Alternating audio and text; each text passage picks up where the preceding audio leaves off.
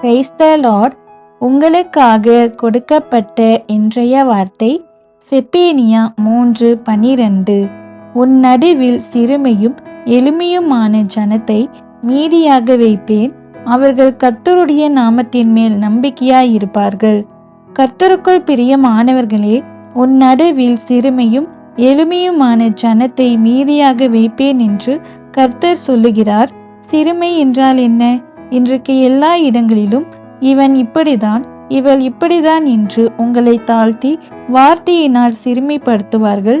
அந்த இடங்களில் தன்னைத்தான் தாழ்த்தி எந்த வார்த்தையும் அவர்களுக்கு முன்பாக எதிர்த்து பேசாமல் இருக்கிறீர்கள் அல்லவா?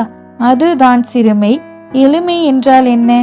உலகத்தில் உள்ள ஒரு சிலர் தனக்கு எவ்வளவு ஆஸ்திகளும் அந்தஸ்துகளும் இருந்தாலும் தனக்கு எதுவும் இல்லாததை போன்று மிகவும் எளிமையாக காட்டுவார்கள். ஆனால் ஒரு சிலர் தனக்கு உள்ளதை வைத்து மிகவும் மேன்மை பாராட்டுவார்கள்.